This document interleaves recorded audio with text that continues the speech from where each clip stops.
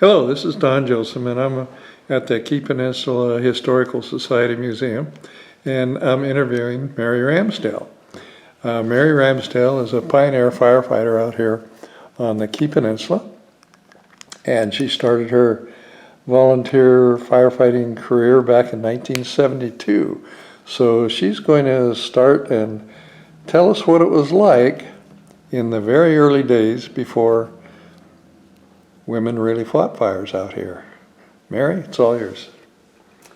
Well, how it got started was they had the fire at the gas station and home, and all the women were standing around watching, and no fire engines or anything came, and there was only one volunteer firefighter in the whole district, and he was clear in the north end of the community, up on top of a roof. So he had to come down the ladder, get in his vehicle, come to the fire station, get his gear, get the vehicle, and get down to home.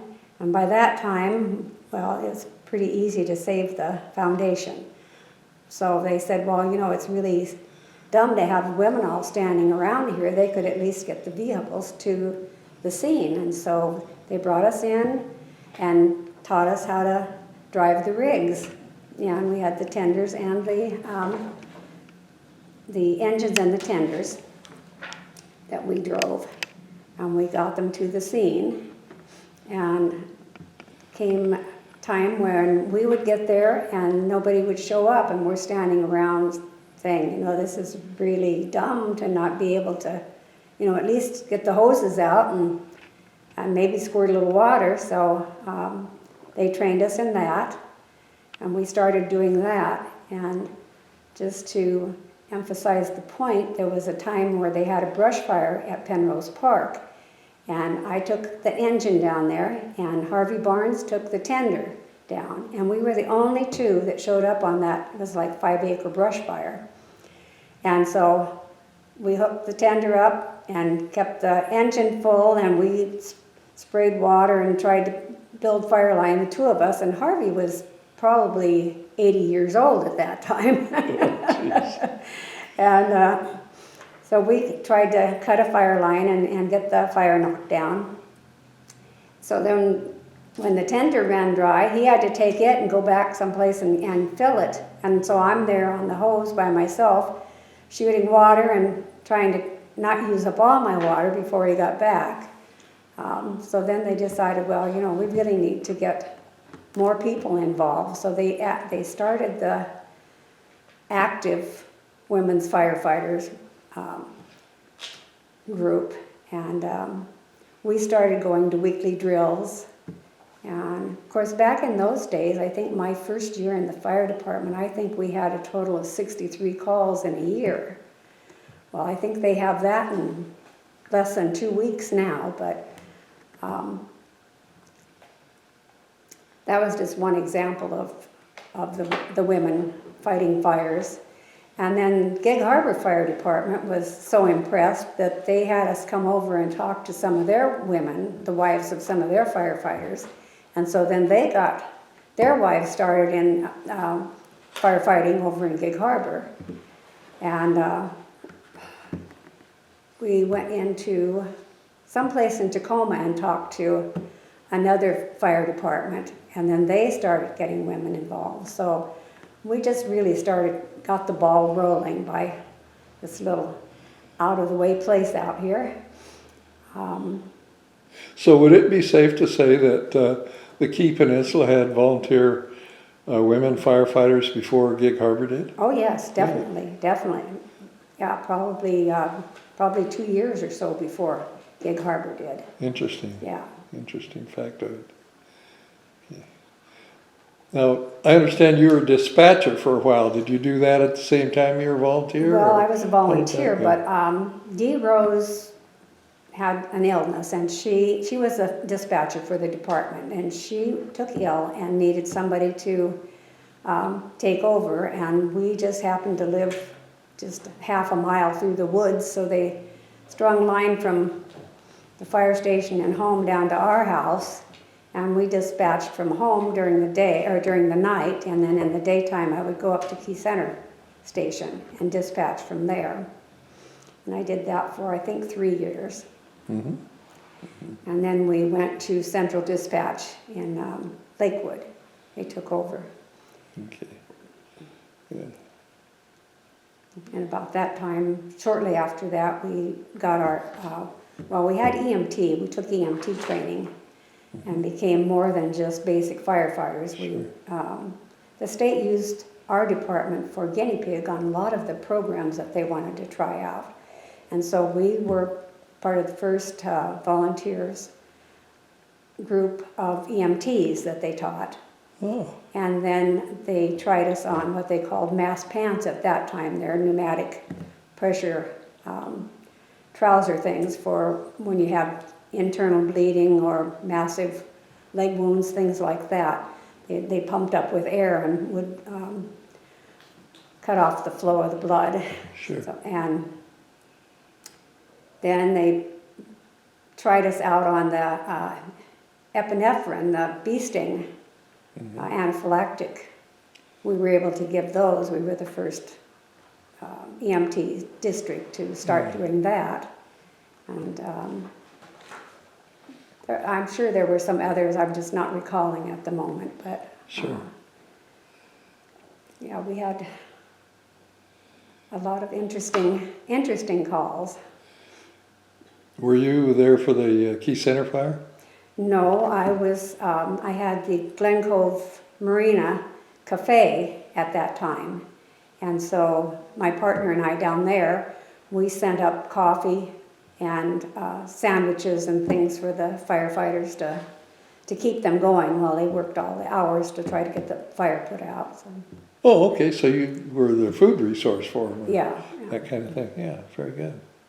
Very good.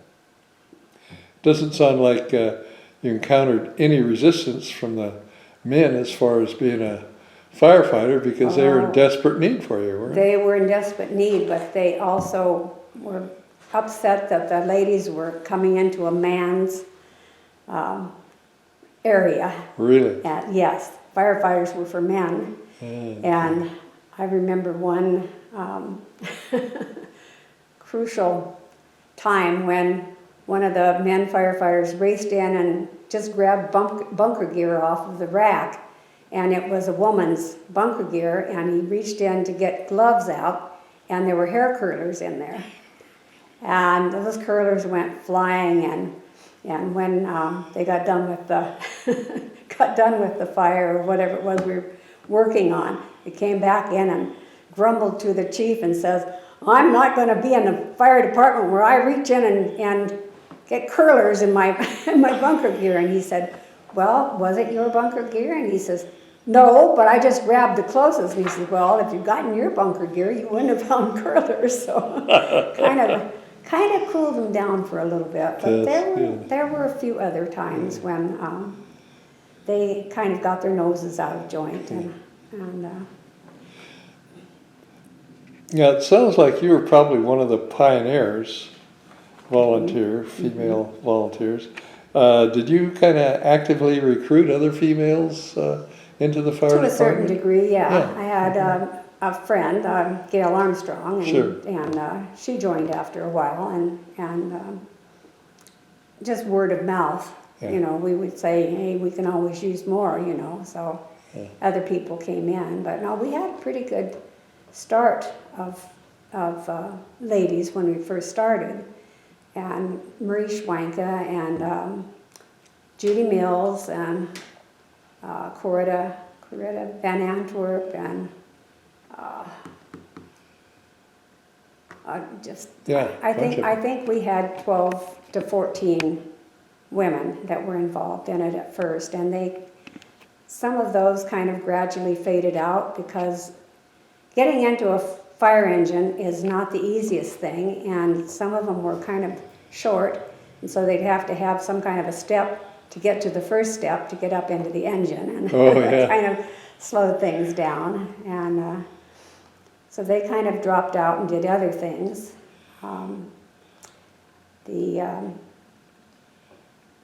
The Ladies Auxiliary got started when they had the Glen Cove Marina fire, because some of us had small children, And I was one of them, and I took my little boy, who was, I think he was 4 at that time, something like that.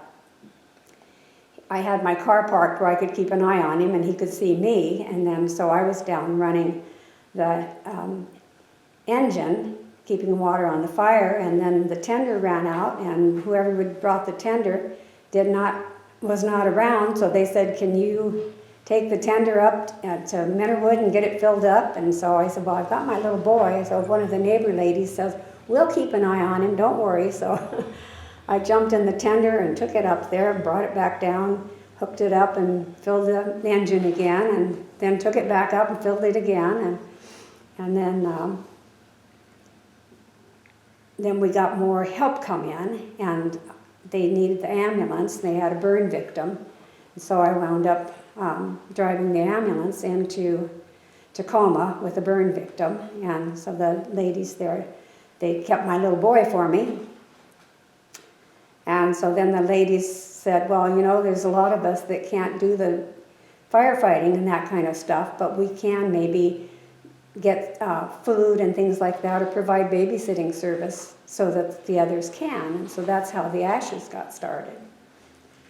Mm-hmm.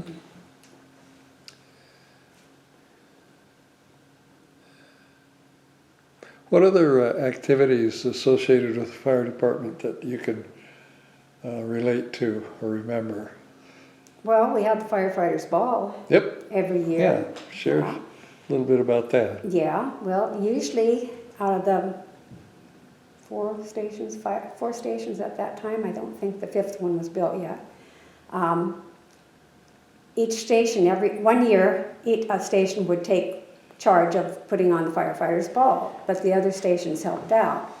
And the year that it was the Long Branch station, I was kind of chairman, and so I was going around to the different stations and talking to the battalion chiefs from each one and getting things set up. And that's how I met him, Fred. They were out on a drill ground out at stations, someplace down in Home. And I drove up, parked my car, and got out. And of course, I was not in bunker gear or anything. I was visiting type clothing instead of work type clothing.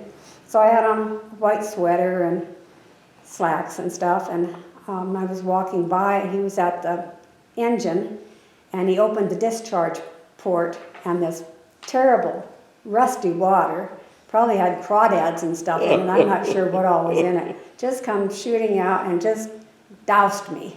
Oh. And I just kind of went like that and kept walking on, and he says, who is that? I have to meet her. Anybody else would have just killed me. so that's how we met. So that's the way Fred starts a wet t-shirt contest. Yeah. Sorry, I just had to throw that in. Yeah, and then I had 2 other stations that I had to go to after that to talk to. I was just drowned. Interesting. Yeah. But yeah, we put on the firefighters' ball, and we used to do some of the cooking and stuff for it, and put on benefit breakfasts and things like that. So tell us a little bit more about how you guys got together, about how you finally got together for what, 25, 30, No, we've been 40 years now. 40 years of marriage? We've been 40 years now. It's just not really a whole lot to go. We just kind of, bump into each other. Or some had drills and stuff together and things like that. And then they had me come up to the office at Key Center during the day when I took over dispatch. And he was working part of the time out of the Key Center office. And so we got to know each other, and life just happens, and we wound up together. So share with us a little bit more about dispatch. That must be quite a emotional thing, taking that phone call from it is. who knows about what. And you never know what they're going to say when you pick up that phone. Yeah. I got myself in trouble all throughout Pierce County because of a call. I knew exactly where the address was, but when I went to give the road name, I couldn't remember it. And I said, "Oh, shitters, what's that? What's that name of that road?" And it was where Driftwood Annie lived there. And I said, "Oh my gosh, I had a mic keyed." So we went to some commissioners meeting or something, and I walked in there, and everybody says, "Oh, shitters, there she is." So I had trouble living that down for a long time. But yeah, I would get calls at 3 o'clock in the morning wanting to know what time the Heron Island Ferry ran, or if there was a red tide at such and such bay or cove, and did I know if there was a certain somebody that lived on Anderson Island, and you just never knew. And we did dispatch for Heron Island and Anderson Island, didn't we? Yeah. So yeah.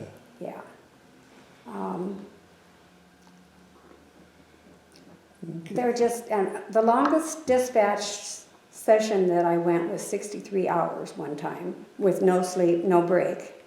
Really? When we had the severe storms and stuff that they were all out on, and you had to keep track of every vehicle and everybody where they were, and when they were going for water, and or whatever, who was transporting who, and all that stuff. You had to keep track of all that stuff and know where they were, and if they weren't back yet, if they didn't check in. So that was a long couple of days. So Yeah, that's probably pretty much an unheralded part of firefighting, is the dispatchers are keeping track where everybody is and what they're doing and what's available. And trying to know where the roads are that the different vehicles are, because they're coming from different directions, and trying to give them directions on where they need to turn and stuff if they are not familiar with it. yeah. And then we would get some really interesting directions from the people that would call in with an emergency. And I remember the one on Yellow Rock Road, and you turn after the fourth driveway, and you go down past the field that has the horses in it, and the second driveway past that, you turn down there. Well, it was not Yellow Rock Road anymore, and the horses weren't out in the field anymore. They were in the barn. And just getting directions and getting where they needed to go was sometimes a real challenge. So. Yeah, there's 2 or 3 roads sometimes out here with the same name too. I understand. So that's, I mean, to this day, I think that's a little bit of an issue sometimes. Yeah. Okay. Well, that's a real interesting insight into early days of firefighting for pioneers out here on the Key Peninsula, and I appreciate you sharing that with us. You're welcome. Can you think of anything else that you'd like to add? Not right off the bat. We have a lot of things over the years, but Yeah, the Key Peninsula really appreciates your service and Fred's service through all the years. I mean, that's a lot of time. He put in 40 years and I put in 32. So 32 and 42, that's 72 years of good firefighting service out here on the Key Peninsula. So appreciate you kind of sharing some of the highlights. And we didn't go into any of the gory calls or any of the... yeah, we didn't need we didn't need any of the gory details or any of the didn't need to know where the bodies are buried or any of the bad politics or any of that kind of stuff. Firefighting is not the easiest and not the safest job in the world. No, that's for sure. Yeah. So you need to appreciate the ones that are doing it. Yep, I really got it. Okay, well, thanks a lot, Mary. Appreciate it. You bet.